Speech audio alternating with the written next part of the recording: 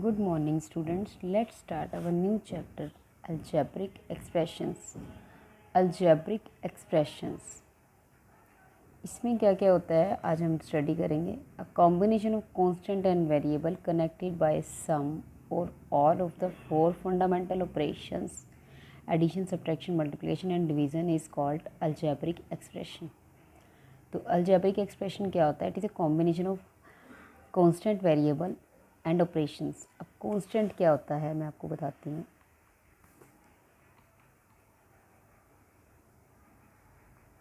Constant होता है हमारा काउंटिंग 0 से लेके 1 2 3 4 जो हमारी काउंटिंग चलती है. वेरिएबल क्या होता है? Variable means very means change करना और एबल मीन्स योग्य. तो जो चेंज करने योग्य होता है दैट इज़ कॉल्ड वेरिएबल. अब वेरिएबल में होता क्या है? इंग्लिश का आप कोई भी अल्फ़ाबेट ले सकते हो, small alphabet A to Z तक, ये सारे वेरिएबल्स कहलाते हैं. जैसे हमारे पास कई बार क्वेश्चन आ जाता है कि x+2 = 0 में x की वैल्यू क्या आएगी? -2. तो यहाँ पे x की वैल्यू क्या आ गई हमारे पास? -2. और अगला क्वेश्चन अगर वो कोई दे देता है, वो कहता है x+15 = 0, तो इसमें क्या आएगी x की वैल्यू? -15. तो इसका मतलब क्या है कि फॉर डिफरेंट वैल्यूज़ x की वैल्यू डिफरेंट आ जाती है. अलग अलग इक्वेशन के हिसाब से जो x का वैल्यू है, x की मान है, वो है हमारा चेंज हो जाता है. तो इसका मतलब ये है कि वेरिएबल ये वेरी करती रहती है इसकी वैल्यूज़. तो होप सबको समझ आ गया होगा कि वेरिएबल क्या होता है जब वैल्यू चेंज करती है अकॉर्डिंग टू द कंडीशन. अब उसके बाद आ जाते हैं हमारे ऑपरेशंस. ऑपरेशंस क्या है हमारे? प्लस, माइनस, मल्टीप्लाई और डिवाइड. ठीक है जी. उसके बाद आ जाता है हमारे पास, अब इनकी हेल्प से ही हमारी जो आगे एक्सप्रेशन पूरा फॉर्म होगा वो भी मैं आपको बताऊंगी. नेक्स्ट आ जाता है हमारा टर्म्स. टर्म्स क्या होता है? जैसे कि एक एग्जांपल दे रखा है, डिफरेंट पार्ट्स होते हैं ना जो एक एक्सप्रेशन के, प्लस और माइनस साइन से जो जुड़े होते हैं उनको बोलते हैं टर्म्स. अब यहाँ पे 3 टर्म्स हैं. एक 4 हो गया, 5x हो गया, 2x² y हो गया. ऐसे इसमें 2 टर्म्स हैं, 2x³ 5x, ये दोनों टर्म्स हो गई. अब साइन भी कंसीडर करना होता है, तो इसके आगे वाला साइन लेना होता है. माइनस है ना, तो ये ले लिया -5x. इसके आगे वाला साइन लेना होता है, तो ये -5x की टर्म होगी, ये +2x² y की टर्म होगी. उसके बाद फैक्टर्स ऑफ ए टर्म. अब एक टर्म के फैक्टर्स क्या होते हैं? जैसे हमारे पास है एक टर्म 2x² y. अब 2x² y के टर्म्स कौन से, फैक्टर्स कौन से होंगे? फैक्टर्स का मतलब ये होता है आप इन सबको अलग करके लिखो. 2 मल्टीप्लाई, ये सारे इकट्ठे हैं, इट मीन्स ये मल्टीप्लाई में है. तो अब ये क्या है? 2 मल्टीप्लाई एक्स. एक्स 2 बार है तो एक्स को 2 बार लिख दो. एक बार वाई है तो एक बार वाई लिख दो. तो ये जो हमने ऐसे करके सेपरेट करके लिखा है, तो यही इसके फैक्टर्स हैं. ठीक है. ये देखो 2x² - y के लिख रहा है ये, तो 2x² - y के 2 फैक्टर होंगे. 2x² y - 7 लिख रहा है ना, तो इसके फैक्टर्स 2 टर्म्स अलग अलग, ये टर्म बनेगी कि ये टर्म बनेगी. इसका तो आगे कुछ नहीं है, इसके आगे फैक्टर्स हैं 2xy. ठीक है. तो आपके फैक्टर्स जो ऐसे बनेंगे.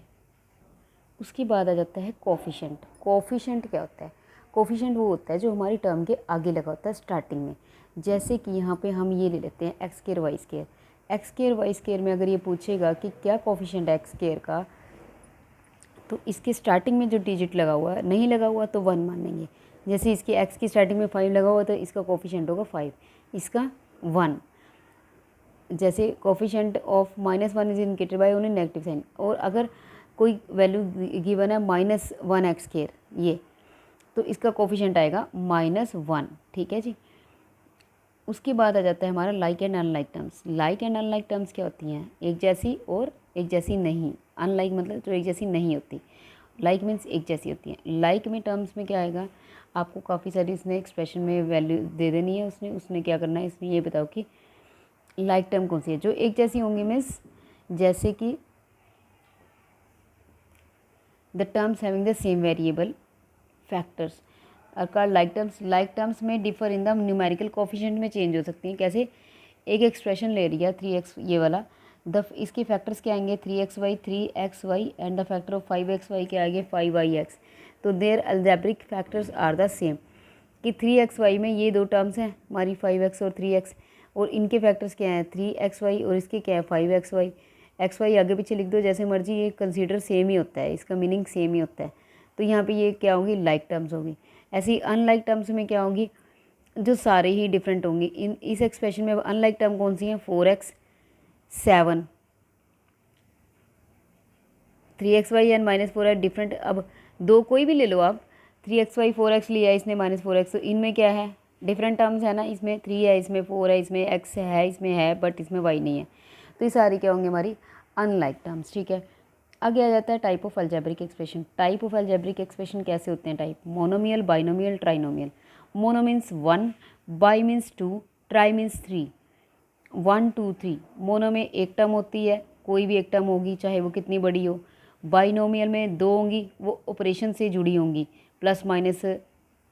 ठीक है, ट्राइनोमियल में 3 होती हैं, 3 टर्म्स होती हैं। तो ये क्या होगी, उसके बाद आ जाता है एक टर्म और होती है हमारी क्वाड्रीनोमियल। क्वाड्रीनोमियल में 4 टर्म्स।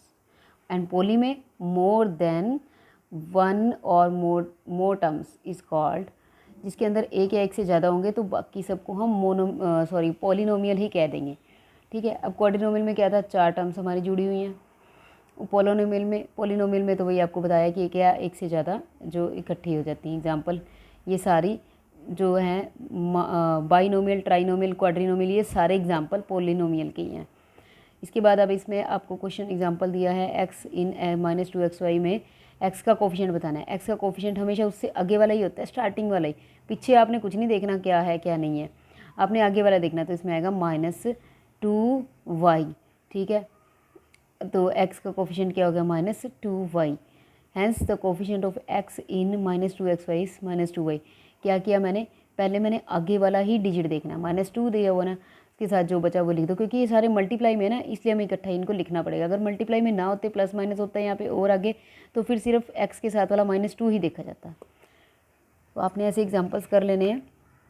न्यूमेरिकल कोफिशिएंट का मतलब क्या है कि कोई नंबर, जो नंबर है इनके साथ।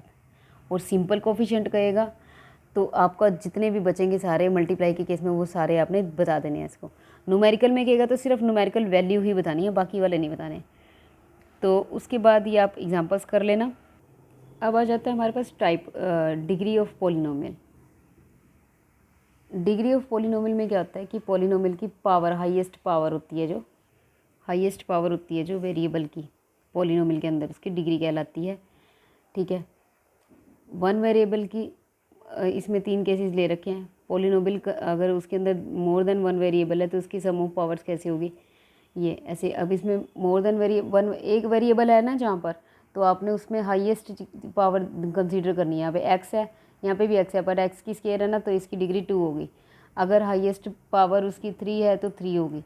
तो अगर यहाँ पर ये यहाँ पे केस अलग है, 8x square plus 3xy plus 4x cube Y square, तो यहाँ पे क्या होगा, 8x स्केयर वाई को क्या लिखेंगे हम, 2 इधर x की और 1 y की है, तो 2 + 1 3 आ जाएगा।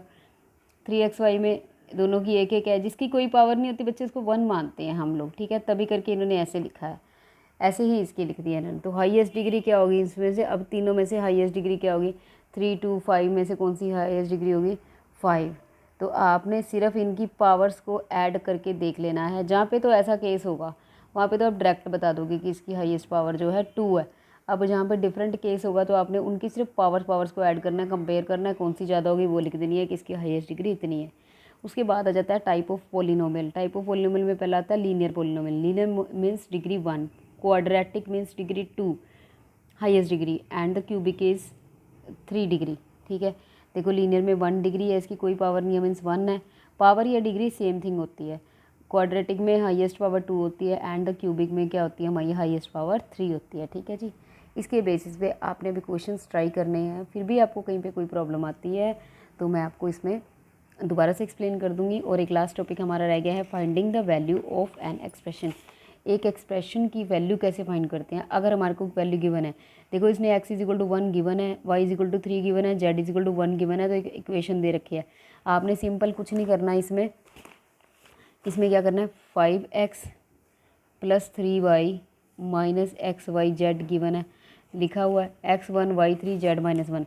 इसने कहा है x1 है, y3 है और z - 1 है।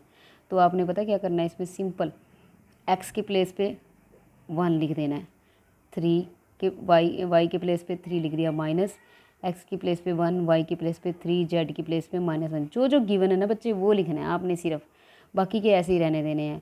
अब ये साथ में है, इसका मतलब मल्टीप्लाई होता है। 5 1 जा 5, 3 3 जा 9 माइनस, अब 3 1 जा 3, क्योंकि 1 1 ही आगे पीछे तो 3 आ गया, बट यहाँ पर माइनस का साइन है ना, यहाँ पे भी माइनस के साइन है। जब भी माइनस के साइन माइनस माइनस दोनों मल्टीप्लाई होते हैं तो प्लस हो जाते हैं, तो ये आ गया 3। तो 5 और 9 14 और 3 16, तो ये 16 आंसर आ जाएगा। इसी पे बेसिस पे आपने सारे क्वेश्चंस ट्राई करने हैं, और फिर भी कोई प्रॉब्लम है मेरे को मैसेज कीजिए। 7.1 और 2 ट्राई कीजिए। Thank you, have a nice day.